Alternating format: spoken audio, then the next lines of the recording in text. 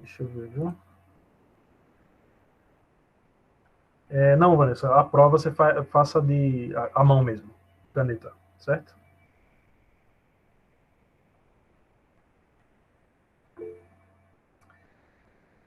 Certo, deixa eu colocar aqui para apresentar. Vocês veem minha tela, né? Sim. Pronto, beleza. Já está acostumado a essa aula virtual, qualquer dúvida é só perguntar. Deixa eu abrir aqui. Certo, semana passada a gente falou sobre ionização eletrônica, ionização química e eletrospray, não é isso? Aí, como eu falei para vocês, a gente vai focar nos mecanismos de ionização eletrônica, mas eu quero que vocês conheçam as principais técnicas, pelo menos as que a gente tem disponível lá na universidade. Então, a técnica seguinte de ionização, ela usa uma matriz que é dissolvida com a assistência de um laser, certo? Esse equipamento aqui, da esquerda, é um equipamento de Maldi. O da direita, isso aqui acho que não está a foto completa, mas esse aqui é o eletrospray. A gente tem lá no laboratório, certo? O Maldi ele é muito usado para moléculas grandes também. Eu consigo fazer uma solução sólida, eu vou mostrar mais à frente, eu consigo fazer uma solução sólida numa matriz, o laser incide nessa matriz, ele é ionizado e é acelerado de forma semelhante ao que a gente já viu até aqui, certo?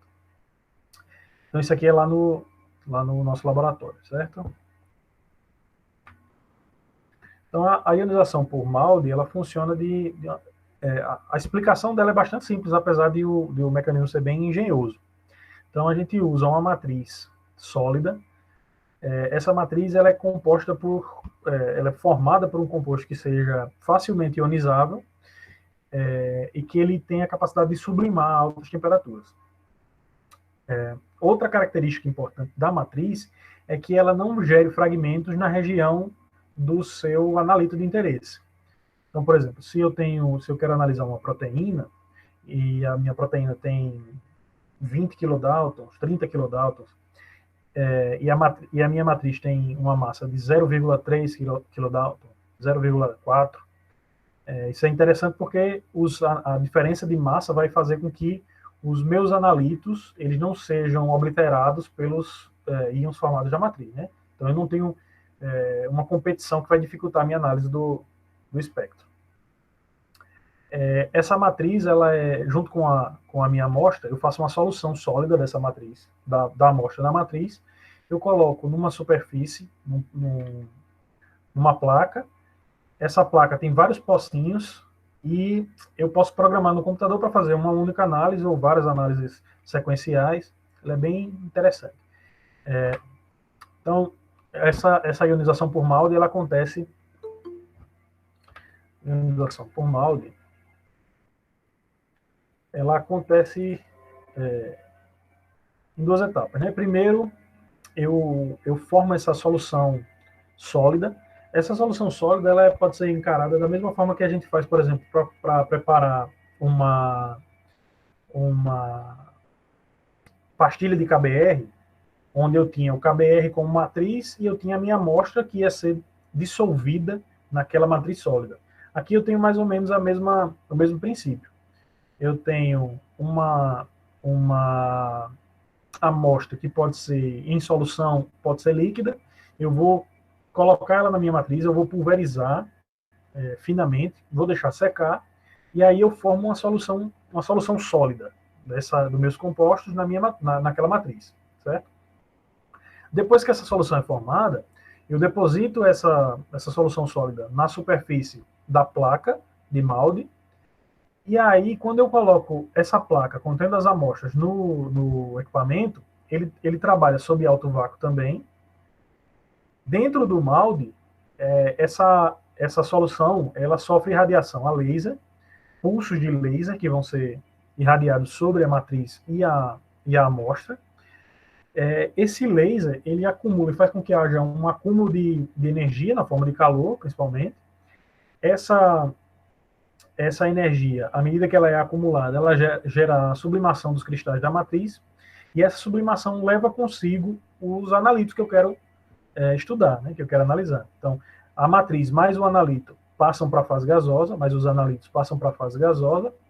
Como essa matriz ela é facilmente ionizável, ela ioniza os meus analitos, e esses íons formados eles são acelerados em direção ao analisador de massas, e o restante do procedimento é bem semelhante aos demais. Eu tenho a aceleração dos íons, a separação desses íons em função da razão massa-carga e a detecção do final. Então, aqui é só uma figura ilustrando o processo. Então, eu tenho a minha matriz, eu tenho uma quantidade bem maior de matriz do que de produto, de analito, né? Então, aqui esses círculos sem preenchimento são a matriz, e eu tenho os meus analitos, por isso que formam uma solução sólida. Eles estão depositados na superfície da placa de Malde, o laser é irradiado, essa solução dissolve da placa, sublima, e aqui eu tenho o meu analito envolto pela matriz. A ação da temperatura faz com que haja dessolvatação, essa matriz ela se perde, e eu vou tendo a liberação dos meus analitos ionizados, certo? Eu tenho uma transferência de prótons entre a matriz e os analitos, e eles são ionizados, e daí por diante eles são acelerados da mesma forma que a gente viu anteriormente. Eu vou mostrar para vocês ainda os analisadores, mas esse início do processo, depois de ionizados, eles são bem semelhantes. Aqui são algumas das matrizes mais comuns, certo? Então a gente usa ácidos, normalmente ácidos carboxílicos, né, ácidos orgânicos ligados a anéis aromáticos, são as matrizes mais comuns, porque elas têm essa propriedade de sublimar e de ionizar facilmente, certo? Então, essa aqui é a plaquinha de Malde. Em cada círculo desse, cada poço desse, eu consigo colocar uma amostra. Então eu consigo programar o computador para fazer dezenas de amostras sequenciais, né? Se eu tiver um lote grande, uma batelada grande, eu posso fazer várias ao mesmo tempo. E aí, depois que eu formo a solução sólida, eu coloco nesse poço, em cada um desses pocinhos, vou lá no computador, programo, eu coloco os nomes das amostras e digo ao computador onde cada amostra está, e aí ele vai irradiar e analisar um por vez. O Malde ele pode ser usado para amostras isoladas ou para misturas também. Só que como eu não tenho uma separação prévia, não tenho, por exemplo, no caso do eletrospray, que eu tenho a cromatografia líquida prévia, se eu fizer a irradiação de uma mistura, eu vou gerar um espectro de uma mistura. Eu não vou gerar espectro de compostos isolados. Certo? E como eu falei, o Malde pode ser usado para moléculas muito grandes. Então aqui eu tenho um polímero gigantesco, certo? A variação de um estado de carga. O Malde, de forma semelhante ao eletrospray, ele gera pode gerar estados de carga diferentes, certo? Então eu posso ter mais um, mais dois, mais três. Então aqui eu tenho um único polímero, uma única molécula com vários estados de carga diferentes. E essa molécula aqui é gigantesca, certo? É um anticorpo monoclonal. E então eu consigo analisar moléculas que de outra forma não iriam, de forma alguma, passar para o estado gasoso. E aqui, de novo, eu tenho um videozinho da Bruker mostrando como é que funciona a ionização por Malde. Deixa eu ver se dá para a gente observar aqui, certo? Esse equipamento aqui é bem semelhante àquele que eu mostrei da foto, do que eu tenho lá no laboratório. Então, eu tenho a fonte de ionização aqui embaixo, e aqui eu tenho um analisador de massa do tipo tempo de voo, time of flight, que eu vou mostrar para vocês mais à frente, como é que isso funciona, né? Por enquanto, a gente vai focar na fonte de ionização. Então, aqui na fonte, eu tenho a minha placa, a plaquinha que eu mostrei para vocês na foto anterior. Cada poço desse eu posso colocar uma amostra, e aí eu programo lá no computador, e aí o laser ele vai irradiar sobre um poço desse individual, e eu vou fazer a minha análise.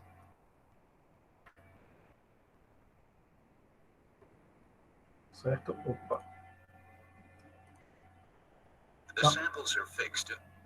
Então, eu tenho aqui a minha amostra, o programa que eu coloquei lá, a programação que eu fiz no computador vai dizer qual é a sequência. Eu quero o pulso E3 primeiro, depois o F12, enfim, eu vou colocando a sequência. Então, aqui eu tenho a amostra dissolvida, né, a solução sólida que eu mencionei. O laser vai irradiar esse pocinho contendo a matriz e o meu analito. Esse material aqui ele vai sublimar, vai passar para o estado gasoso, e a matriz vai ser responsável por ionizar os analitos, certo? Então aqui a gente tem a liberação, esses compostos passam para o estado gasoso, né, eles vão sublimar, passam para o estado gasoso e vão ser direcionados ao analisador de massa, né, ao time of flight. Como eu já falei para vocês anteriormente, eu tenho razões massa-carga diferentes. Eu tenho íons com razões massa-carga diferentes. O time of flight, eu já estou adiantando um pouco, mas ele leva em consideração essa razão massa-carga a depender da razão massa-carga. Diferentes razões massa-carga vão levar tempos diferentes para percorrer esse caminho, né? Time of flight é tempo de voo. Então, se eu tenho um íon mais pesado, ele demora mais, um íon mais leve, ele vai mais rápido, e o equipamento consegue traduzir esse sinal, o tempo que ele leva para percorrer aquele percurso, como um sinal de m sobre z. Então, cada fragmento é acelerado, eles vão percorrer esse trajeto num tempo diferente, a depender da massa do íon original, ele atinge o detector e gera um sinal. E aí o equipamento traduz esse tempo que ele levou para percorrer num sinal de m over z, de razão massa-carga. Aqui ele mostra só dois modos diferentes, aumentando a precisão. No inicial eu tinha um percurso linear fixo. Esse percurso ele já gera um sinal muito com alta resolução, mas dentro do equipamento, a depender do tipo de equipamento, ele tem um jogo de espelhos, os refletores, que conseguem aumentar o percurso. Então, quanto maior a distância que ele percorre, maior a resolução daquele equipamento. Porque aí os íons se separam mais, certo?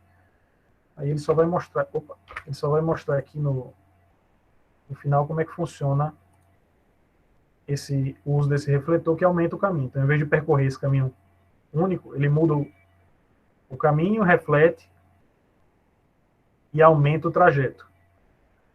Aumentando o trajeto, a distância entre os tempos dos diferentes fragmentos aumenta, e aí eu aumento a minha resolução, eu consigo separar íons que têm massa mais próxima. Certo? Tudo isso aqui acontece na escala de milissegundo, então é uma análise muito rápida. A energia gerada aqui pelo laser e o fato de a matriz sublimar facilmente com essa energia faz com que eu consiga jogar para o estado gasoso moléculas bem grandes. Certo? Então, esses são os analisadores que a gente, as fontes de ionização que a gente vai discutir durante a disciplina, certo? Lembrem-se que tem outras fontes de ionização, várias outras, e a cada ano chegam equipamentos mais modernos e com fontes diferentes, mas essas são as que a gente tem mais familiaridade. Bom, então, depois de formados os íons, a gente vai agora para o coração, realmente, do equipamento, que é o analisador de massa. Também temos diferentes tipos de analisadores, e eles é que são responsáveis por gerar realmente o sinal mostrando íons diferentes com razões de massa-carga diferentes. Então, a gente tem a fonte de íons, né, inicial, a gente tem o detector no final, e no meio eu tenho o meu analisador de massas. Esse analisador é o que vai ser responsável por separar esses íons. O tempo de voo que eu acabei de mostrar é um tipo de analisador de massas. Beleza? Dúvidas até aqui?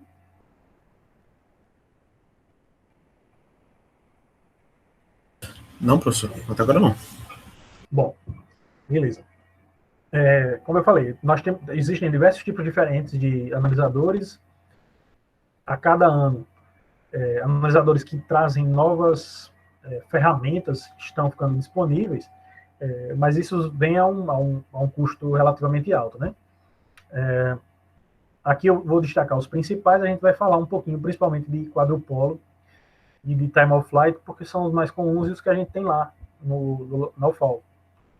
Mas todos eles têm o mesmo princípio, eles vão separar os íons formados em função da divisão da sua massa pela sua carga, certo?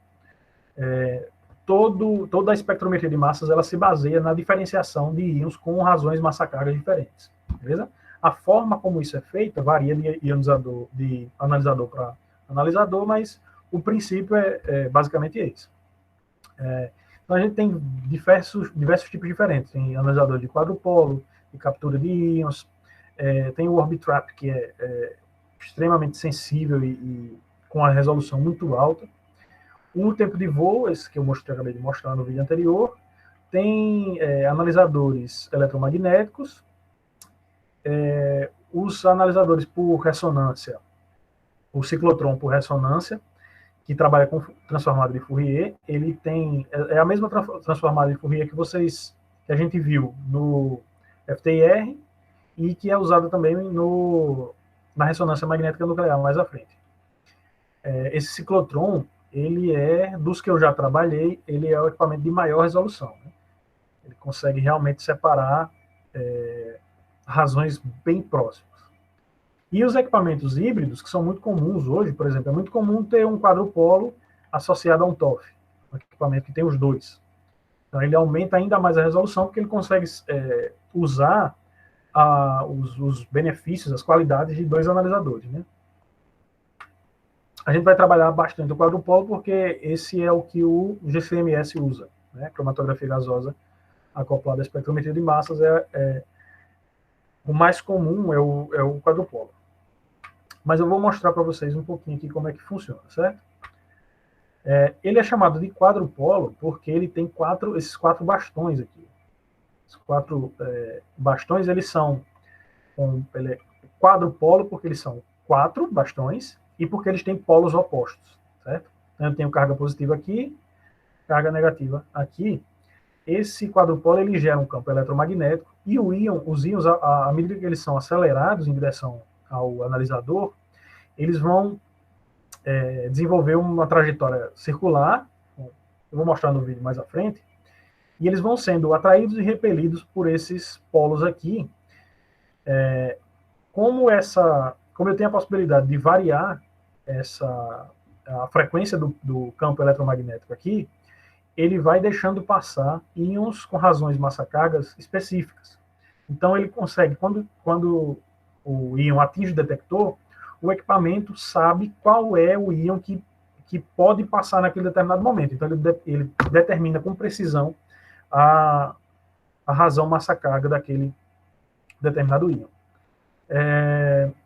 Vocês vão... eu lembrei de uma coisa aqui agora, não sei se eu falei, mas vocês vão ver, eu sempre batendo nessa tecla de razão massa-carga, vocês podem ver de duas formas, ou M sobre E, ou M sobre Z. Eu costumo usar e falar M sobre Z, certo? M over Z. Mas vocês podem encontrar nos livros também M sobre E. Certo? É a mesma coisa, razão da massa sobre a carga daquele íon. Os quadrupolos eles são chamados também de filtros de massa, porque eles eles deixam passar, a depender da forma como você usa, você pode selecionar qual íon você quer que passe. Como eu tenho esse campo eletromagnético que é variável e eu posso ajustá-lo, a depender do equipamento eu posso dizer, não, eu só quero que deixe passar íon com razão massa-carga 91. Certo? Vai depender da necessidade do seu experimento. Certo, isso aqui é só explicando o slide anterior. Então, são 4 bastões metálicos. Então, quadrupolo, porque são 4 bastões metálicos, mas vocês vão ver também células que tem hexapolo com 6, octapolo com 8, a depender do tipo de equipamento. O quadrupolo é o mais comum. Nesses bastões, eu tenho uma passagem de voltagem de corrente direta, e isso gera uma radiofrequência, certo? Essa radiofrequência está associada a um campo eletrostático, né, um campo eletromagnético.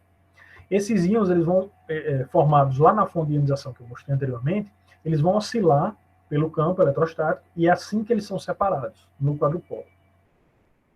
Certo? Aí aqui a gente mostra Por que essa oscilação ela é tão importante? Eu vou usar bastante esse videozinho porque ele é bem ilustrativo, certo? Então, depois dos íons formados lá na fonte de ionização, ele começar aqui, eles vão ser formados aqui na fonte de ionização e depois eles vão passar para o analisador, certo? Então, é vaporizado, é ionizado, o vapor vai chegar na fonte, sofre a ação do feixe de elétrons, energia acumulada, o acúmulo de energia leva à ruptura da molécula, seja a perda de um elétron ou a fragmentação. Esses fragmentos eles vão ter tamanhos diferentes, né, número de átomos diferentes, e assim eles vão ter massas diferentes. No caso da ionização eletrônica, como eu falei na aula passada, ela vai ter sempre carga 1, né? Mais 1 se for modo positivo, menos 1 se for modo negativo. Então, esses íons eles vão ser acelerados até o quadrupolo e eles têm percorrem essa trajetória circular, certo? Como eu tenho uma variação de radiofrequência e radiação, esse campo é oscilatório, ele vai aumentando e diminuindo, né? Esse campo de radiofrequência ele é oscilatório, ele vai deixar passar íons com razões massa-cargas específicas. Então, ele vai selecionando os íons um por vez, isso acontece muito rápido, então ele consegue selecionar todos os íons que passam. Os íons que não são, naquele determinado momento, que não estão na radiofrequência adequada, não estão adequados à radiofrequência, eles dispersam, batem nos bastões e são perdidos. Aqueles que têm a radiofrequência, que estão adequados àquela radiofrequência, eles vão passar pelo quadrupolo, vão ser separados e vão atingir o detector, certo? Então é isso que o quadrupolo faz, ele seleciona, no decorrer do tempo, ele vai selecionando os íons, então eu consigo montar um espectro e o equipamento me diz qual é a razão massa-carga de cada um daqueles íons que atingiu o detector. Beleza? Nos equipamentos mais antigos, esse quadrupolo ele tinha uma radiofrequência que oscilava de maneira um pouco diferente, então a resolução dele era bem menor. À medida que os equipamentos foram evoluindo, a gente tem cada vez mais equipamentos que têm maior sensibilidade, então conseguem detectar a amostra em quantidade muito pequena e maior resolução, conseguem separar íons muito próximos. Beleza? Todo mundo entendeu? Como é que funciona? Professor, tem uma curiosidade. Manda. Assim, quando está ocorrendo a fragmentação, no caso, a formação dos íons, é possível um íon acabar interagindo com o outro e formando uma molécula diferente da original? Ou, por exemplo, ter rearranjo ou algo do gênero? Excelente pergunta. A primeira pergunta, não há reação intermolecular, certo? Se eu tiver, a fonte de ionização, ela trabalha a alto vácuo e a baixíssima concentração. Então, eu não tenho, não é a possibilidade é zero, mas a possibilidade é mais próximo de zero possível de ocorrer reações intermoleculares. Então, por exemplo, se eu tiver, digamos que eu tenho uma mistura que tenha um haleto de alquilo em um álcool, a chance dessas duas moléculas se chocarem e eu gerar, por exemplo, uma reação de substituição é nula, ou quase nula, certo? Porque a probabilidade é muito baixa naquela concentração e naquela pressão que a fonte funciona. Então, reações intermoleculares não acontecem. Reações intramoleculares, por outro lado, rearranjos moleculares, são bem comuns. E a gente vai ver isso bastante quando a gente tratar de mecanismos. Como o rearranjo ele não depende da concentração ali, é uma molécula que interage, uma parte da molécula interage com outra parte da mesma molécula, ela independe da concentração, certo? Então é bem comum você ter rearranjo sigmatrópico, você ter migração de hidreto, você ter ciclização por eliminação de hidroxila, por exemplo. E isso esses rearranjos, eles fazem parte da identificação das moléculas. A gente usa os conhecimentos sobre esses rearranjos para identificar as moléculas que estão sendo ali analisadas, certo? Eu vou mostrar para vocês, quando a gente tratar dos mecanismos mesmo, eu vou mostrar como é que isso funciona. Beleza? Então, a gente entendeu quais são as partes do equipamento. Eu tenho fonte de íons, eu tenho o analisador de massas, depois o detector. Esse conjunto, ele vai gerar um espectro como esse que a gente está vendo aqui embaixo, certo? Mas esse espectro, isoladamente, não vai dizer nada. Eu preciso que tenha alguém que saiba interpretar esses espectros. O computador ajuda bastante. Hoje em dia a gente tem bibliotecas que facilitam o nosso trabalho, mas o que eu quero de vocês é que vocês tenham o conhecimento suficiente para pelo menos entender como é que funcionam esses mecanismos e para sugerir uma estrutura orgânica a partir desse espectro. Beleza? Então, deixa eu ver se isso aqui acabou. Então a gente vai começar a entender como é que funciona essa fragmentação. Dúvidas até aqui? Alguém quer perguntar alguma coisa? Não, professor. Tá, beleza.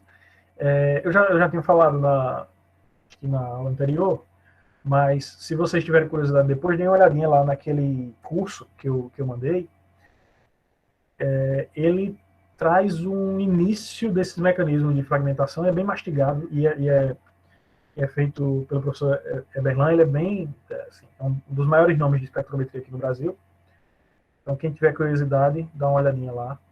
E aquele curso, o módulo 1 dele, dá uma ajuda boa para entender como é que funciona. Bom, então, o que a gente falou até aqui é que eu preciso ter uma fonte de íons. Eu preciso, dentro do equipamento, seja ele qual for, eu tenho uma parte que gera íons, certo? Quando eu trabalho com ionização eletrônica, essa mesma fonte que gera os íons, ela fornece muita energia e, por causa dessa energia, a molécula acaba se fragmentando. As ligações vão se rompendo, certo? Eu gero primeiro um cátion radical, o íon molecular, certo? A molécula perde um elétron, forma um cátion radical, e esse cátion radical, ele acaba se fragmentando. O tipo de fragmentação, onde as fragmentações vão ocorrer com maior frequência, vai depender da estrutura daquele composto, certo? Toda ligação química dentro de um composto orgânico é passível de quebrar, certo? Só que muitas delas não vão quebrar em quantidade suficiente para que eu detecte de forma significativa no espectro, certo?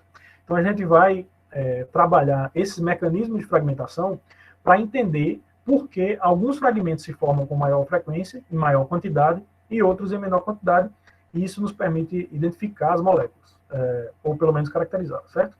Então aqui, eu vou ter, na ionização eletrônica, eu vou ter a geração de íons e a quebra desses íons. Como a gente já falou, eu falei um pouquinho anteriormente, né? Então eu tenho alta energia, gerada por esse feixe de elétrons. Esse acúmulo de energia faz com que eu tenha um elétron expelido. A expulsão desse elétron gera um cátion radical, certo? A partir desse cátion radical formado, é que vão ser formados os meus fragmentos. Então, quando eu tento inferir a fragmentação de determinado composto, eu tenho que pensar que ele partiu do cátion radical inicial, do íon molecular. Esse cátion radical é chamado de íon molecular. Então, a partir desse íon molecular, eu tenho a molécula neutra, inicialmente. Eu tenho, na fonte de ionização, energia de alta... eu tenho um feixe de elétrons de alta energia, a perda de um elétron, e esse cátion radical formado, lembra que eu falei, né? Eu tenho M com um mais porque ele é cátion, e o ponto embaixo porque é um radical. A partir desse cátion radical, é que as fragmentações vão acontecer. Então eu posso formar, a partir do cátion radical, eu posso perder uma molécula neutra e formar outro cátion radical. Eu vou mostrar para vocês como é que isso funciona. eu posso também perder um radical e formar cátions, certo? Cátions diferentes. Dependendo de onde essa quebra acontece, eu vou formar cátions diferentes. Então, a partir do cátion radical, eu posso formar tanto um novo cátion radical, perdendo uma molécula neutra, como formar cátions perdendo um radical, certo? A partir desse cátion radical aqui formado, eu ainda posso perder radicais e formar novos cátions, certo? A partir desses novos radicais, desses cátions aqui, eu posso formar cátions diferentes, íons diferentes. É isso que eu vou ver no meu espectro, certo? Para tentar identificar uma molécula a partir do espectrometria de massas, a gente vai ter que entender como é que funcionam esses mecanismos. Para ir do M+, para esses cátions, esses íons filhos aqui, e para os fragmentos menores.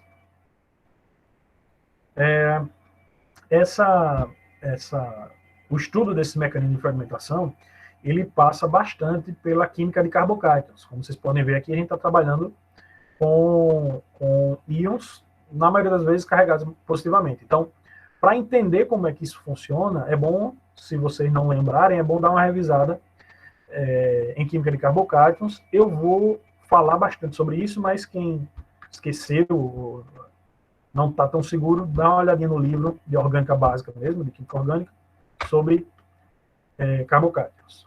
Beleza? Dúvidas até aqui? Não. Bom, beleza. No espectro de massas, a gente vai gerar, o equipamento gera diferentes fragmentos, vários fragmentos, certo? E a gente não vai tentar, de forma semelhante ao infravermelho, eu não vou tentar identificar todos os fragmentos de uma vez. Eu vou procurar pelos fragmentos mais importantes, vou tentar estabelecer quais são eles, como eles são formados, e depois vou descendo e tentando explicar os outros fragmentos, certo? Pico do íon molecular, caso ele esteja presente. O pico do íon molecular, ele é o pico mais pesado do espectro, mas há exceções, certo? Várias exceções, inclusive. Mas ele é o pico que corresponde à massa molecular daquele composto intacto, certo? Lembrem que a primeira coisa que acontece na fonte de ionização é a perda de um elétron. Como o elétron, em comparação à massa dos prótons e nêutrons daquele átomo, a massa do elétron é ínfima, ela pode ser desconsiderada. Quando uma molécula neutra perde um elétron, a gente considera que aquela massa ela é igual ao da molécula neutra, né? Para fins de cálculo, ela é igual da molécula neutra. Então, o íon molecular é isso, é o pico que representa a massa da molécula inteira, certo? Além disso, a gente vai dar uma olhada no pico base. Eu vou mostrar para vocês o que é. O pico base é aquele que aparece em maior quantidade no espectro. Ele aparece em maior quantidade porque por razões diferentes, mas ele pode ser o mais facilmente formado. Ele pode vir de uma quebra muito favorecida, de uma lise muito favorecida. Ele pode ser um cátion muito estável, e aí ele se forma em grande quantidade. Ele pode vir de fontes diferentes, eu vou mostrar também isso para vocês, ou pode ser uma combinação disso. Ele é chamado de pico base porque o espectro de massas ele é um espectro de intensidade relativa. Então, o pico base ele representa 100% da intensidade do espectro, e o cálculo de intensidade dos outros picos se baseia nele, por isso que é chamado de pico base. Depois que eu determino, que eu analiso o pico do íon molecular, caso ele esteja presente, e o pico base, eu vou observar o perfil de fragmentação daquela determinada classe de compostos. Então, por exemplo, um álcool tem um perfil específico, um hidrocarboneto tem um perfil específico, um ácido tem um perfil também característico. Então, a gente vai tentando estabelecer qual é a classe daquele composto e depois vai montando esse quebra-cabeça, né? Como eu tenho vários fragmentos, né, a molécula foi quebrada em vários pedaços, eu vou tentar juntar esses pedaços para mostrar qual é a molécula original. E eu tenho que considerar também, como eu tinha falado depois da pergunta, acho que do Lucas, a possibilidade de rearranjos. Existem vários rearranjos que são comuns em espectrometria de massas, e a gente vai observar alguns deles quando tratar dos mecanismos, certo? Entender os rearranjos é muito importante, porque eles não são, normalmente eles não são tão triviais, eles não são, porque, por exemplo, quando eu quebro uma ligação, eu tenho 2 carbonos, eu quebro uma ligação entre esses 2 carbonos, e eu gero fragmentos com a massa correspondente ao lado direito da molécula e ao lado esquerdo da molécula, é muito fácil de enxergar. Mas quando eu tenho um rearranjo, por exemplo, onde o carbono 1 interage com o carbono 5, não é tão, se eu não entender como funciona o rearranjo, não é tão direto, né? Não fica tão fácil de entender. Tá, eu acho que eu já falei um pouquinho sobre isso, mas o pico do íon molecular, ele pode ser o pico de maior razão massa-carga do espectro, certo? Mas há exceções. Essas exceções elas são devidas principalmente à diferença de abundância isotópica entre os átomos. Eu vou mostrar mais à frente como é que isso funciona, certo? Então, além do M+, do pico do íon molecular, eu posso ter pico M+1, M+2, M+4, a depender de quais são os átomos que estão presentes ali naquela molécula, certo? Como vocês devem lembrar, os átomos eles aparecem na natureza, a gente usa para os cálculos, usa a média das massas, mas eles aparecem na natureza como isótopos, como mistura de isótopos. Então, por exemplo, eu tenho carbono 12, carbono 13, eu tenho hidrogênio, deutério, trítio, eu tenho isótopos, né? Eu tenho átomos com massas diferentes pertencentes ao mesmo elemento. A depender dessa diferença de abundância isotópica, eu vou ver uma quantidade maior ou menor desse determinado átomo no espectro de massa, certo? Então, por exemplo, se eu observar esse espectro aqui, ó, eu tenho o íon molecular com a massa de 150, certo? Então, nesse caso específico, eu vejo o meu íon molecular, e esse íon molecular desse composto aromático aqui, ele é, além de ser visível, ele tem uma abundância relativa alta, certo? Então, eu poderia considerar que esse pico de razão massa-carga 150 é o mais alto, né, é a maior massa do meu espectro. Mas se eu der um zoom, ó, eu tenho o meu fenol aqui, certo? Fenol dissubstituído. E aí, outra coisa, ao longo do curso, eu espero que vocês consigam formular na cabeça de vocês os padrões de cada tipo de classe e conseguir observar, mesmo sem saber qual era essa estrutura, olhando para o espectro, eu conseguia de imediato determinar que era um composto aromático, por exemplo. E é isso que eu espero que vocês consigam mais à frente. Certo? Então, se eu olhar o espectro total, eu vejo que esse composto aqui, ele tem razão massa-carga, o íon molecular dele pesa 150. Então, aqui é o íon 150, certo? Mas se eu der zoom nessa área, eu vou ver que depois do 150, eu tenho esse fragmento aqui, ó, bem pequeno, certo? Depois do 135, eu tenho o 136, bem pequeno aqui também. Proporcionalmente menor, né? Se eu der zoom mais ainda, eu vou ver que eu tenho 151, certo?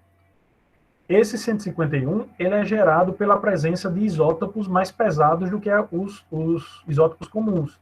Então, nessa molécula aqui, eu tenho carbono, hidrogênio e oxigênio. Então, eu tenho em bem maior concentração, bem maior proporção, eu vou ter carbono 12, hidrogênio 1 e oxigênio 16, certo? Mas eu tenho, por exemplo, uma quantidade bem pequena de carbono 13, de deutério e de oxigênio 17, por exemplo, certo? A soma desses isótopos mais pesados dentro da molécula é que vão contribuir para a formação desse M+1, certo? Átomos diferentes têm abundâncias isotópicas diferentes. Alguns, como é o caso do carbono e do hidrogênio, os isótopos mais pesados aparecem numa quantidade muito pequena, uma proporção muito pequena. Então, você vai ver sinais muito pequenos assim. A gente vai ver mais à frente que alguns átomos, eles aparecem com os isótopos mais pesados, eles têm uma proporção bem maior. E isso se traduz no espectro também. Então, o íon molecular, ele é o mais pesado do espectro? Sim, se eu desconsiderar as diferentes abundâncias isotópicas, certo? Eu vou desconsiderar isso, não é que eu vou desconsiderar, mas ele não vai chamar tanta atenção quando eu tiver só carbono, hidrogênio e oxigênio na molécula, certo? À medida que outros átomos entram nessa brincadeira, a gente vai ver que esse M mais 1 e M mais 2, eles aparecem em bem maior quantidade, certo? A resposta é talvez. Eu tenho mais uma possibilidade. Além de poder aparecer M mais 1, M mais 2, M mais 4, esse íon molecular, ele pode não aparecer no espectro, certo? E é bastante comum, inclusive, que ele não apareça no espectro. Por quê? Eu tenho, inicialmente, um íon molecular formado, mas esse íon molecular, a depender da classe a que ele pertence, ele se fragmenta muito rapidamente, ele se fragmenta antes de poder ser detectado. Se ele se fragmenta antes e uma quantidade suficiente não atinge o detector, eu não vejo ele no espectro, certo? Ele foi formado lá no começo na fonte, mas ele se fragmentou e aí ele não chega no final da corrida, não chega lá no detector. Isso vai depender da classe a que aquele composto pertence, certo? Então, por exemplo, se eu tiver um átomo aromático, se eu tiver uma molécula aromática, principalmente pequena, né? Se eu não tiver uma cadeia substituintes muito grandes, o íon molecular tende a aparecer bastante, certo? Então, essa sequência aqui, ela pode ser seguida com certa confiança. Quanto mais à esquerda ele tiver aqui, mais fácil de aparecer o íon molecular. Então, compostos aromáticos geram íons moleculares muito estáveis, alcenos conjugados, e aí compostos alicíclicos, sulfetos orgânicos, hidrocarbonetos não ramificados pequenos. Se eu tenho uma cadeia longa, isso não acontece. Compostos mercaptanos, né, tióis, cetonas e assim por diante. À medida que isso vai descendo aqui, fica cada vez mais difícil de eu observar o íon molecular. Então, álcoois primários, principalmente de cadeia longa, hidrocarbonetos ramificados, ácidos carboxílicos de cadeia longa também. Eu posso não observar o íon molecular, certo? Então, eu trabalho muito, por exemplo, no meu trabalho com feromônios, eu tenho compostos de cadeia longa e com um grupo funcional no final, normalmente. Então, eu tenho álcoois, aldeídos, ésteres de cadeia longa. É muito difícil ver os íons moleculares desses compostos. Beleza? E essa sequência aqui, ela é traduzida como eu falei para vocês, ela é traduzida pela reatividade de carbocátions. Então, se eu tenho um carbocátion formado, ele é muito estável, que ele persiste naquele meio, eu vou observar ele lá no final, certo? Se esse carbocátion é muito instável, eu não vou conseguir enxergar ele lá no final, certo? Ele se quebra muito facilmente. Aliás, se a molécula que gera esse carbocátion ela é instável, ela se quebra muito facilmente e eu não enxergo lá no final, certo? Então, digamos, por exemplo, por que hidrocarbonetos ramificados é difícil de enxergar o íon molecular de hidrocarbonetos ramificados? Porque eles geram, quando ela quebra na ramificação, eles geram carbocátions secundários, terciários, e esses carbocátions são mais estáveis. Como eles são mais estáveis, eles se formam em grande quantidade, e aí eu tenho cada vez menos quantidade do íon molecular. Beleza? Todo mundo acompanhando? Sim, sim. Sim. Sim, professor. Qualquer dúvida, dê uma revisada lá em carbocátions. Bom, quando o íon molecular aparece, ele representa a massa molecular daquele determinado composto, certo? Então, ele é muito útil porque eu consigo identificar a massa total daquele composto. Fica bem mais fácil de trabalhar. Quando ele não aparece, aí eu vou ter que estudar um pouquinho melhor para tentar chegar nessa massa. Se eu tiver a possibilidade de usar duas fontes diferentes de ionização, a gente viu ionização eletrônica e ionização química, se eu, por ionização eletrônica, de alta energia, eu não vejo o íon molecular, se eu tiver a possibilidade de fazer ionização química, onde a energia é menor, eu consigo fragmentar menos e observar esse íon molecular, certo? Mas aí vai depender das possibilidades que você tenha no seu laboratório. Então, como eu falei, o íon molecular ele pode não estar presente, se ele se fragmentar muito facilmente. Eu posso ter M+1, M+2, ou a depender da estrutura, M+4, M+6. E essa massa do íon molecular é a massa real do íon, certo? Ela não é a massa que a gente espera ver na tabela periódica, principalmente quando eu tenho um equipamento de alta resolução, certo? Então, se eu tenho carbono, hidrogênio e, sei lá, cloro, a massa que a gente vê lá na tabela do cloro de 35,45 é a média dos isótopos diferentes, certo? O cloro vai ter um isótopo 35 e um isótopo 37. A média ponderada desses dois é a média a massa que a gente vê na tabela. Só que o equipamento, ele não vê a média, ele vê o isótopo real, ele vê o átomo que chega no detector, certo? Então a gente vai determinar isso também através do espectrômetro, certo? Como eu falei, se eu tiver a possibilidade de ionização mais branda, meu íon molecular não está aparecendo, eu posso usar uma ionização mais branda, isso é bastante útil para determinar essa massa molecular. Então aqui, por exemplo, eu tenho um álcool de cadeia de 10 átomos de carbono, um álcool primário, 10 átomos de carbono. Se eu uso ionização eletrônica, o íon molecular, que seria 158, razão massa carga 158, ele não aparece, certo? Esse álcool primário, ele se fragmenta muito rapidamente, e aí eu não observo o íon molecular. Beleza? Nesse espectro aqui da esquerda também, o meu pico base, ele é o 41. A gente vai ver como é que isso funciona mais à frente. Se eu puder pegar essa molécula e ionizá-la por ionização química, onde a ionização é bem mais branda, agora eu vou observar o pico do íon molecular, certo? O M-1, ele perdeu um próton.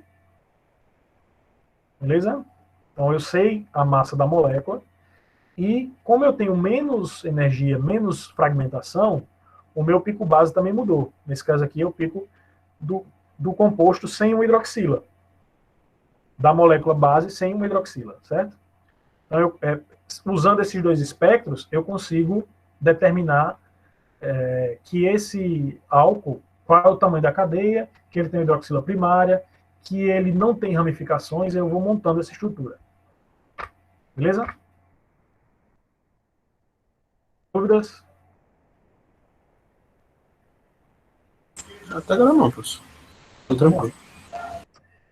Bom, então, o íon molecular, quando ele está presente, ele vai ser o de maior massa, excetuando esses isótopos mais pesados, e aí eu vou mostrar mais à frente as razões entre os isótopos mais comuns, e aí dá para ter uma ideia, pelo valor desse M+1 e M+2, dá para ter uma ideia da composição isotópica daquela molécula, mas a gente vai ver isso, se não nessa aula, na próxima.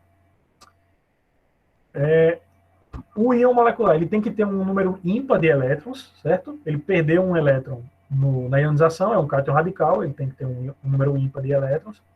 E a partir desse íon, eu tenho que ser capaz de justificar os fragmentos mais importantes do espectro, certo?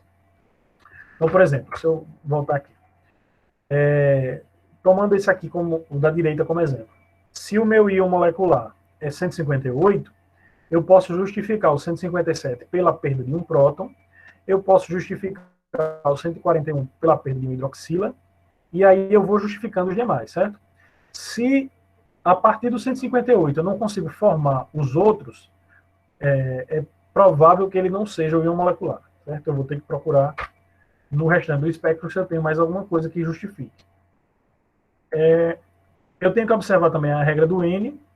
A regra do N é quando eu tenho nitrogênio na molécula. Eu vou mostrar, não vou falar agora, não vou falar quando chegar no slide.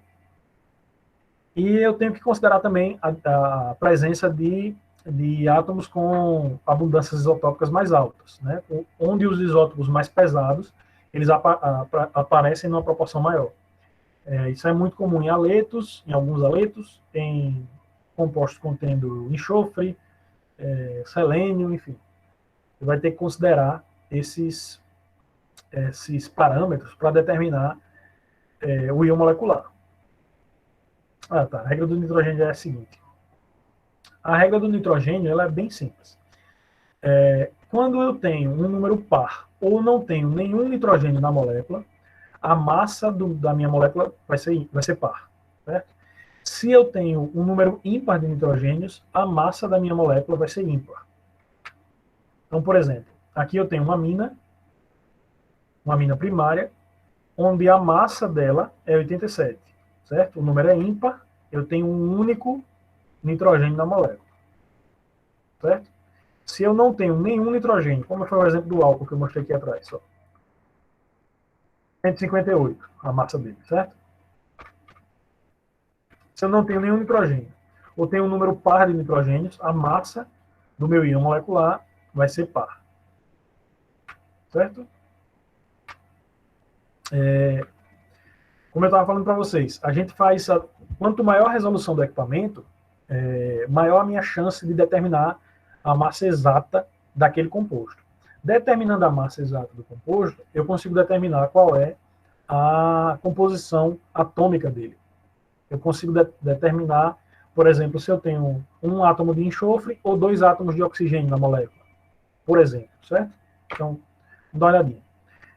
A gente está acostumado a ver hidrogênio 1 e deutério 2, certo? Só que a massa exata dele não é 1, é 1,00783, certo? Do deutério é 2,014. Isso é baseado na massa do carbono, né? Essa massa média que a gente enxerga é a média ponderada entre as proporções dos isótopos presentes na natureza. Só que, como eu falei, o equipamento ele não se importa com a média. Ele não se importa com a convenção que a gente estabeleceu para aquela média. Ele analisa os resultados que chegam a ele. Então, o detector, chegou no detector um íon de razão massa-carga 135,0035. Então, ele vai determinar, a gente vai ter que determinar que composição atômica leva aquela massa. E aí a gente tem, além da composição da massa exata, eu tenho diferentes isótopos com diferentes proporções, certo? Aqui eu tenho aquela massa aproximada que eu vejo na tabela, né? Hidrogênio 1, carbono 12, nitrogênio 14, oxigênio 16, só que não é quase 16, né? Só que eu tenho as massas exatas desses átomos, certo? De cada um desses isótopos. Então, por exemplo, para o oxigênio 16, que é o mais abundante, a massa dele não é exatamente 16, é 15,9949, certo? E aí a gente consegue determinar, num equipamento de alta resolução, eu consigo determinar a presença ou não desses determinados átomos.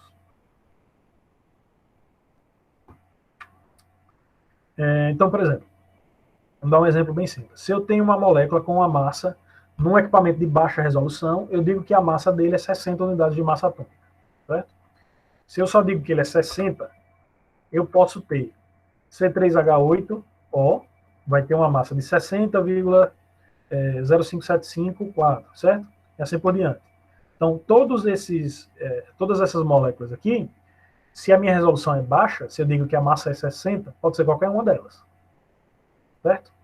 Se eu aumento a resolução, se o equipamento é de alta resolução, e aumentando essa precisão, eu vou ter uma massa de, por exemplo, 60,058, certo? Então, com essa massa mais precisa, eu consigo determinar que o meu composto tem 3 carbonos, 8 hidrogênios e 1 oxigênio, certo? Quando eu faço o cálculo da massa teórica, eu vejo que esse composto é o que mais se aproxima da massa obtida pelo equipamento, certo? Se eu tiver um equipamento com resolução maior e eu aumentar uma casa, vai ficar cada vez mais próximo dessa massa real aqui. Isso aqui é o que eu digo quando eu falo de alta resolução. Quanto maior a resolução aqui, mais fácil é a diferenciação entre esses compostos aqui. Beleza? Claro, o perfil de fragmentação vai ajudar bastante, mas a determinação da massa molecular, do íon molecular, já me dá um pontapé inicial, facilitando a identificação desse composto. Beleza? Isso é bastante importante, principalmente quando eu tenho moléculas grandes, né? E aí eu tenho, sei lá, 30 átomos de carbono. E eu não sei se eu tenho enxofre, se eu tenho silício, enfim. Quando eu tenho uma resolução alta, eu consigo determinar com precisão essa massa, isso facilita bastante a identificação dos compostos. Bom, aí a gente vai para a abundância isotópica. Como eu falei para vocês, eu tenho, para hidrogênio, eu tenho hidrogênio, deutério e trítio, a percentagem de trítio é ínfima, então a gente quase não considera. Pensa mais em hidrogênio e deutério. O que contribui bastante também é carbono. A abundância isotópica do carbono 13 é de mais ou menos 1,01%, então ele vai aparecer em compostos orgânicos, eu vou ter aquele M mais 1 bem pequeno. Se eu não tiver nenhum heteroátomo, vou ter um M mais 1 bem pequeno, que é devido principalmente à abundância do carbono, e assim por diante. Então, por exemplo, o hidrogênio mais comum é o hidrogênio 1, só que eu tenho o deutério também. A percentagem relativa do deutério, a percentagem em relação ao hidrogênio, é de 0,016%. Então é bem pequena, certo? Beleza?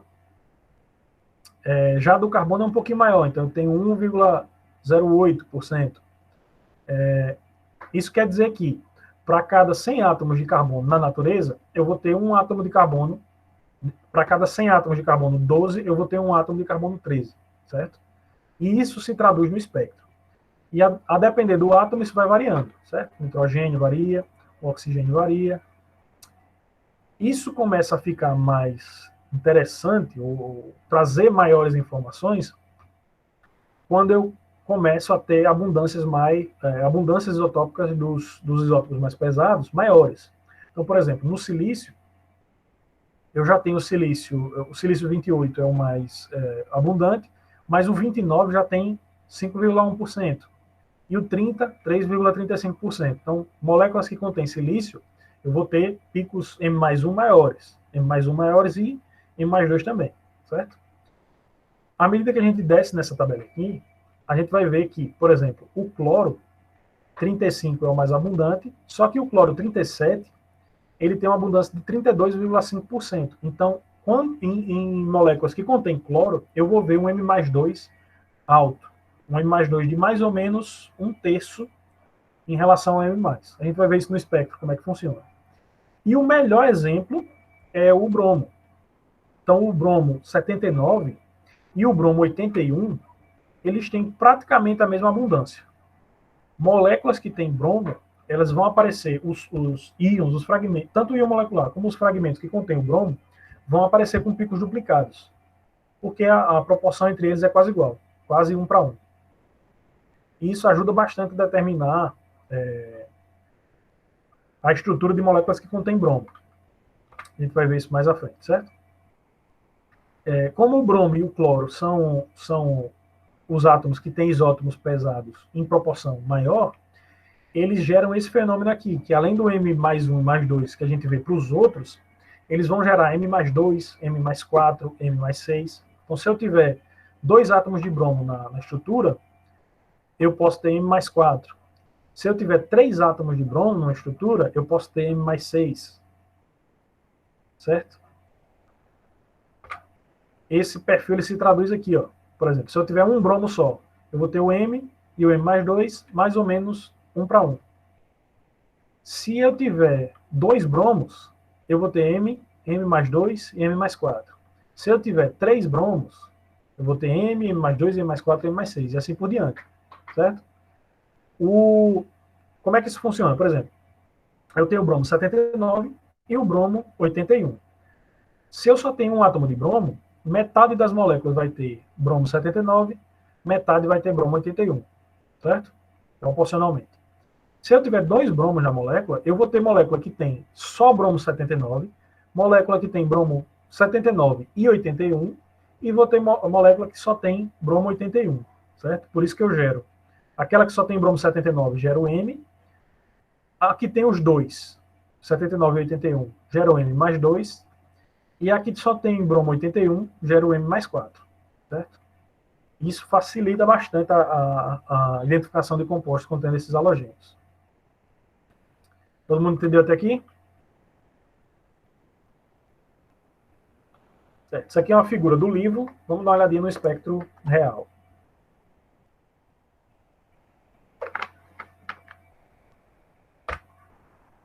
Então, se vocês observarem aqui, ó, esse composto aqui, ele contém um átomo de bromo.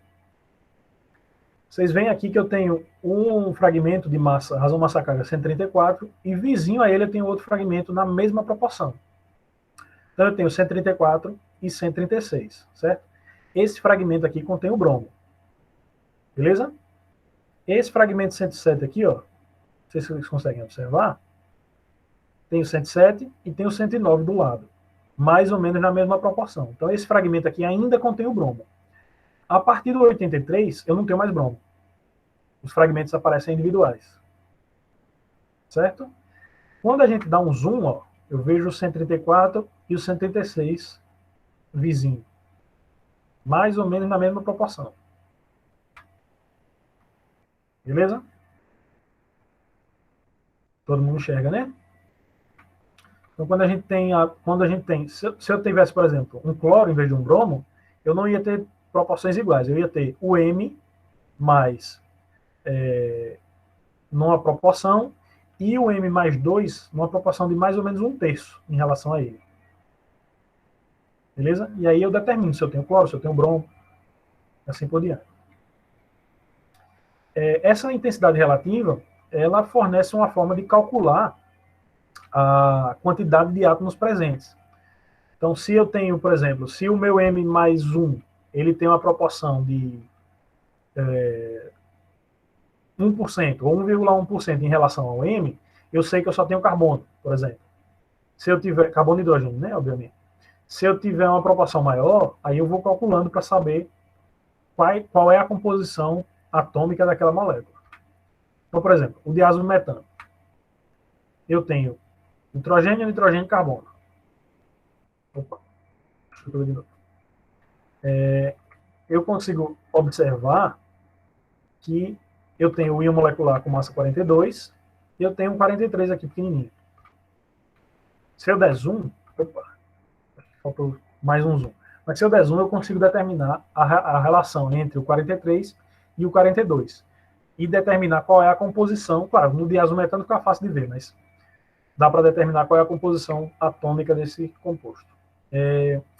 Aproveitando aqui também o diázono metano, como eu falei para vocês, a regra do nitrogênio. Nesse caso aqui, eu tenho 2 nitrogênios na molécula. Então, a massa molecular é par. Certo? 42. Aqui eu tenho M mais 1, que depende dos isótopos mais pesados. Mas a massa molecular, 42 é par. Beleza? Todo mundo acompanhando até aqui? Dúvidas? Uhum. Tá, vamos lá.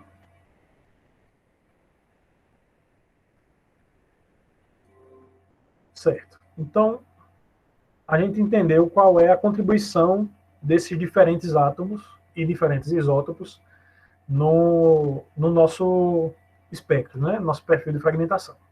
Agora a gente vai entrar nas fragmentações propriamente ditas, ou nos mecanismos de fragmentações. A gente tem, em espectrometria de massas, principalmente por eletrospray, a gente tem 3 tipos principais de fragmentações, né? Esses 3 que vocês veem aí no slide. Então, eu tenho a fragmentação que vem de uma quebra, que é a mais simples, eu tenho a fragmentação que vem de duas quebras, onde eu posso ter a quebra de duas ligações, formação de outra, ou simplesmente a quebra de duas ligações. E eu tenho rearranjos. Os rearranjos são um pouquinho mais complicados, mas a gente vai entender também como é que funciona.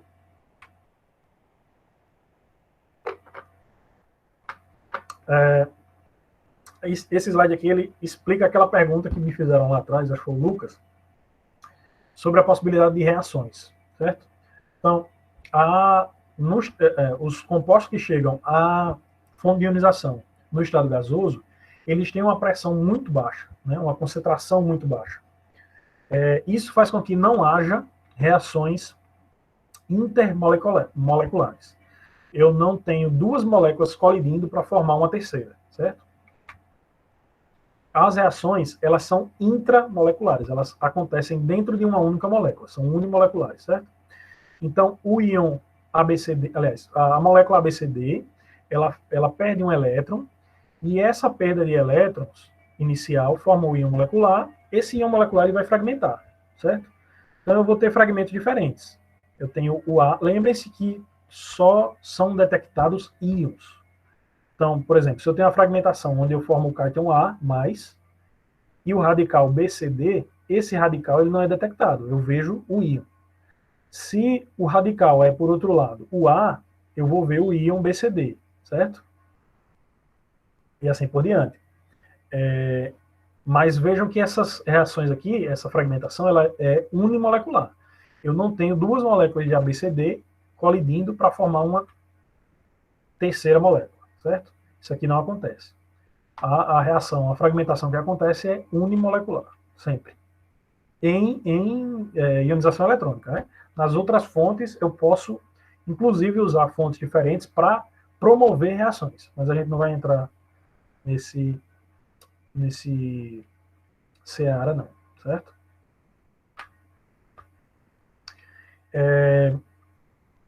Bom, então vamos começar a ver um pouquinho de como é que funcionam essas fragmentações. Eu tenho a possibilidade de uma quebra de ligação, da quebra de uma ligação, certo? Então, por exemplo, eu posso ter um hidrocarboneto, ou sei lá, um composto com uma metila, essa metila quebrar, essa reação quebrar, né? Eu tenho a fragmentação aqui, a saída do radical, que vai ser detectado, do cátion, que vai ser detectado, e o radical que se perde, não vai ser detectado, certo? O pontinho aqui representa um radical. Essa quebra ela pode acontecer entre ligação carbono-carbono sem nenhum grupo funcional, pode ser uma quebra entre uma molécula contendo um grupo funcional, então a quebra entre o carbono carbonílico e o grupo alfa, o grupo ligado a ele. Eu posso ter uma quebra entre um radical alquílico e um heteroátomo qualquer, ou um grupo funcional diferente, certo? Sempre que essa quebra acontecer, uma quebra de uma ligação, eu vou ter a saída de um radical e a formação de um cátion. Esse cátion é o que vai ser detectado, certo? Eu posso ter a quebra de duas ligações. Então, por exemplo, se eu tenho um álcool, eu posso ter uma quebra com a saída de uma molécula de água, por exemplo. Então, vejam aqui, a molécula de água ela sai neutra, ela não sai como radical. Quando eu tenho a saída de uma molécula neutra, eu preservo o meu cátion radical. Aqui eu tenho o cátion radical, o mais e o ponto, né, a representação de um cátion radical. Como a molécula saiu neutra, eu tenho a formação de uma dupla ligação, a reação de eliminação e a preservação do cátion radical, certo? Eu posso ter, por exemplo, a saída de um eteno. Isso aqui é bastante comum também. Então, novamente, eu tenho a quebra de duas ligações, a saída do eteno, a formação da ligação dupla, e eu preservo o cátion radical, o eteno vai embora, não é detectado, certo? Ou eu posso ter, nesse caso aqui, aqui ligações vizinhas, aqui ligações vizinhas, e aqui eu posso ter a quebra de ligações diferentes, um pouco mais distantes, certo? Então, a saída de um álcool, de um ácido, desculpem, certo? Tem a saída de um ácido e a formação de um alceno terminal, continua cátion radical, certo? A partir de um cátion radical, lembre-se, a partir de um cátion radical, eu posso perder um radical ou uma molécula neutra, certo? Se eu perco um radical, eu formo um cátion. Se eu perco uma molécula neutra, eu preservo o cátion radical. Tranquilo? Todo mundo acompanhando? Sim, professor. Uhum. Beleza. Quando eu passar os exercícios para vocês treinarem, aí eu acho que as dúvidas aparecem mais. Como foi com o FTIR também, né? E a terceira maior forma de fragmentação é a forma de rearranjos. Esse livro aqui, ele é uma das referências que eu coloquei lá no programa, eu acho que eu coloquei, ele é do professor McLafferty, que ele é um dos maiores nomes assim, da espectrometria de massas e tem um dos rearranjos mais comuns de acontecer, principalmente em compostos carbonílicos, leva o nome dele, né? Aí nesse livro ele explica bastante sobre esses tipos de rearranjos. Esse rearranjo de McLafferty, ele é muito comum, sempre que ele pode acontecer, ele acontece, certo? Porque ele forma um intermediário muito estável. O intermediário aqui, para esse rearranjo, é um anel de 6 membros, e por formar esse intermediário tão estável e formar um cátion radical depois estável, ele acontece com muita frequência. Então, sempre que ele pode acontecer, ele é observado no espectro. Ele pode acontecer quando eu tenho um composto aromático e uma cadeia lateral. Para que ele aconteça, eu preciso que eu tenha uma cadeia lateral grande o suficiente. A gente vai tratar dele com mais detalhes quando virmos compostos carbonílicos, né? Mas ele é bem comum, ele pode acontecer em compostos aromáticos. Ele acontece muito quando eu tenho uma carbonila com uma cadeia lateral. Essa carbonila pode ser de aldeído, pode ser de cetona, pode ser de ácido, pode ser de amida, pode ser de éster. Então é um rearranjo bem comum e ele serve para caracterizar bastante, principalmente esses compostos. Eu falo que esses rearranjos eles não são tão diretos, assim, pelo menos quando você observa à primeira vista, porque eles envolvem um intermediário cíclico, onde eu tenho formação e quebra simultânea de ligações diferentes. Então, quando você não está familiarizado, ele pode parecer um pouco complicado, mas a gente vai treinar e vocês vão ver que não é tanto assim.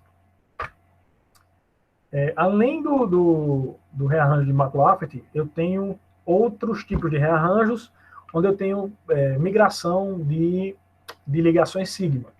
Esses rearranjos eles são chamados de sigmatrópicos, por isso mesmo, né, porque eu tenho migração de ligações sigmas, e ele pode acontecer com migração de grupos alquilo, mas o mais comum é com migração de hidretos.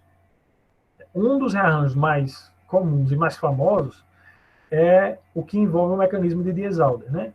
Quando a reação de Diels-Alder envolve um dieno e um dienófilo, e a reação contrária, com a formação de um dieno e de um dienófilo, é chamado de retro-Diels-Alder.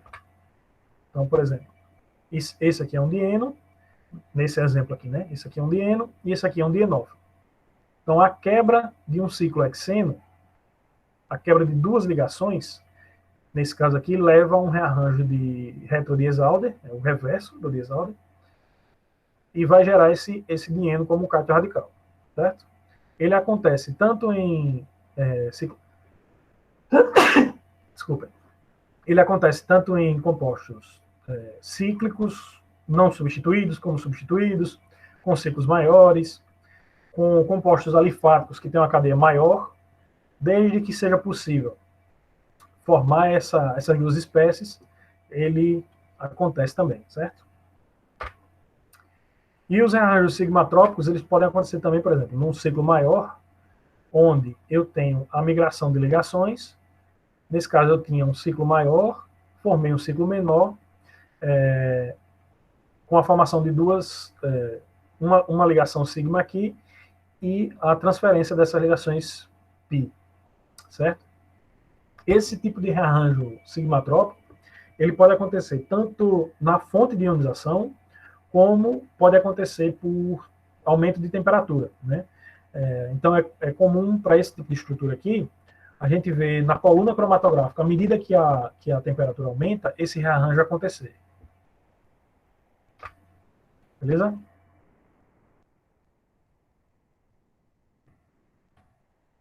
Dúvidas? Todo mundo lembra de rearranjos sigmatrópicos? Professor, o senhor vai explicar mais detalhadamente esses mecanismos que ocorrem, esses rearranjos e tudo mais? Vou, porque para classes específicas tem rearranjos mais comuns. E aí eu vou explicar, quando eu chegar, por exemplo, em aldeídos, aí eu mostro o McLafferty. Cicloalcanos, aí eu mostro cicloalcenos, na verdade. Aí a gente vê um pouquinho mais de retrodiesalder. A gente vai vendo separado, certo? Mas assim, são muitos ou tem só esses dois? Não, os principais são sigmatrópicos. O McLafferty ele acontece muito em compostos que têm essa insaturação, ou insaturações, seja por compostos aromáticos ou compostos carbonílicos.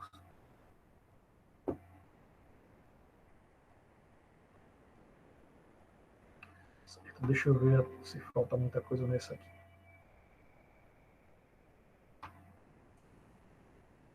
Tá, dá para a gente andar só mais um pouquinho. Ainda tem uns minutos. Antes de entrar nas classes propriamente ditas. Então, como a gente já viu alguns espectros na aula de hoje, na aula passada, vocês veem, e eu já falei bastante, vocês veem que os íons que aparecem no espectro, eles têm abundância diferente, né? Têm proporções diferentes. Como eu já falei, esses íons eles são detectados e quanto maior a quantidade de íons formados, quanto mais estáveis são esses íons, maior a abundância que ele vai ter no espectro, certo? Então, alguns dos fatores que influenciam essa abundância são esses que eu vou mostrar aqui. Então, principalmente a estabilidade do cátion formado, do fragmento formado. Então, considerando a estabilidade de carbocátions, quanto mais estável for o carbocátion, maior a proporção daquele fragmento, certo? Então, por exemplo, se eu tenho possibilidade de perder diferentes grupos alquil, então vejam esse alcano aqui substituído, formou o íon molecular, eu tenho uma metila aqui substituinte, né? Tem uma ramificação, certo? Eu posso quebrar essa ligação ou quebrar essa ligação. Todas essas quebras são favorecidas porque formam um carbocátion secundário, certo? Onde eu quebrar aqui vai formar um carbocátion secundário. O carbocátion secundário é mais estável que o primário, por exemplo. Só que como é que eu determino como é que eu sei qual é a proporção qual é o cátion que se forma em maior proporção? Se todas essas quebras geram um carbocátion secundário, como é que eu sei qual esperar em maior quantidade? Eu espero que ocorra essa quebra ou essa quebra em maior quantidade.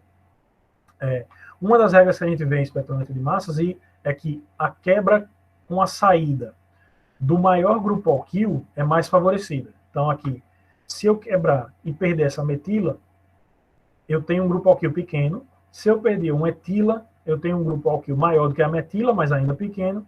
E se eu quebrar aqui, eu perco um radical butila, que é o maior dos três. Isso faz com que esse cátion apareça em maior quantidade, onde a quebra é aqui. Esse é o segundo, onde a quebra é aqui. Esse é o terceiro e assim por diante. Certo? A perda de um grupo alquil maior é mais favorecida. Professor, explica de novo essa parte. Digamos que eu tenha... Deixa eu ver se está aberto aqui. Tá bom. Considerando essas três quebras possíveis, certo? Se eu quebrar aqui, eu vou gerar um cátion. Se eu quebrar aqui, eu gero outro cátion. Se eu quebrar aqui, eu gero outro cátion. Os três cátions gerados, eles são carbocátions secundários, certo? E aí eu poderia pensar, se eu tenho três carbocátions secundários possíveis, será que eles vão aparecer em proporções iguais? Eu vou ter os 3 fragmentos com a mesma proporção, e aí é isso que essa diferença de estabilidade do íon formado, ela segue essa regra. Quando eu tenho a saída de um grupo maior, um grupo alquil maior, gera um carbocátion mais estável, certo? Então, se eu quebro aqui, eu perco um radical butila. É o maior dos possíveis aqui, certo? Se a perda, com essa quebra aqui, eu perco um radical butila, eu espero que esse cátion formado aqui, do lado de cá, ele apareça em maior proporção do que os demais. É isso que a gente observa aqui, ó. Quando eu quebro aqui essa ligação, eu tenho esse cátion em maior proporção do que esse, em maior proporção do que esse. Entende? Quando você certo, vê... mas por que quanto menor fica mais estável? Tipo assim, quanto mais longo, mas não é mais distribuído a carga? Quanto mais a carga vai ficar concentrada no carbocátion. E aqui não é, no caso é o seguinte, eu tenho três carbocátions diferentes, só que os 3 são secundários. A estabilidade do carbocátion secundário aqui vai ser muito próxima, sabe? Uma cadeia maior, ela oferece uma pequena redução de localização de carga por doação de elétrons do grupo alquil. Só que essa doação é muito pequena. A contribuição de doação de elétrons do grupo alquil é muito pequena. Então, nesse caso aqui, o que vai reger se eu formo mais de um cátion de outro, é essa saída de um radical maior. Quanto maior o radical, a saída de um radical maior é mais favorecida. Deu para entender? Deu. Agora sim. Quando eu tenho um produto, como eu falei para vocês, eu posso ter a saída de um produto neutro, uma molécula de água, uma molécula de eteno, certo? Então, por exemplo, quando eu tenho a saída de uma molécula de água, nesse caso aqui, de um álcool, eu tenho menor influência do carbocátion, da natureza do carbocátion, porque eu vou manter o íon radicalar. Vou manter o íon radical, certo? Então, para uma molécula que perde, numa quebra, onde eu tenho a saída de uma molécula neutra, a natureza do carbocátion tem menor influência. No caso de ciclos também, né? Quando eu tenho essas quebras de 2 ligações, com a reação de eliminação, saída de uma molécula neutra e a formação de uma dupla ligação, a natureza do carbocátion tem menor influência na proporção daquele determinado fragmento. Beleza? E aí a gente começa a estudar os perfis realmente de fragmentação, né? Para cada classe de composto, para cada grupo funcional diferente, eu vou ter fragmentos característicos sendo formados. Então, eu tenho tanto os íons formados, como a abundância relativa entre esses íons, e eu tenho que considerar também a possibilidade de rearranjos. Então, por exemplo, se eu tiver um alcano, eu só tenho carbono e hidrogênio. Então, eu vou ter muito pouco rearranjo. Eu posso ter, se ele for um alcano ramificado, eu posso ter uma migração para formar um carbocátion mais estável. Migração de hidreto ou migração de grupo metila, por exemplo. Mas isso é em bem menor proporção. Já se eu tenho uma carbonila, se eu tenho uma amida, eu vou ter a possibilidade de formação de rearranjo muito mais fácil, certo? E aí a gente começa a estudar as classes de compostos químicos que a gente analisa nos espectros, certo? Então, eu vou encerrar por aqui hoje e amanhã a gente começa a estudar as classes uma a uma. Beleza? Dúvidas até aqui?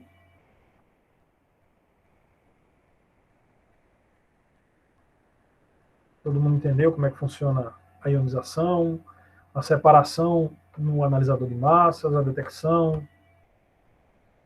Só para constar, a água que é formada naquela quebra de ligação daquela molécula, ela não vai ser detectada no espectro no final porque é uma molécula neutra, né? No caso, não tem carga, não é isso? Isso. Tá, beleza, era só isso mesmo que eu queria confirmar. Ela vai passar pelo quadrupolo, como ela não tem carga, ela vai sair pelas laterais do quadrupolo, né?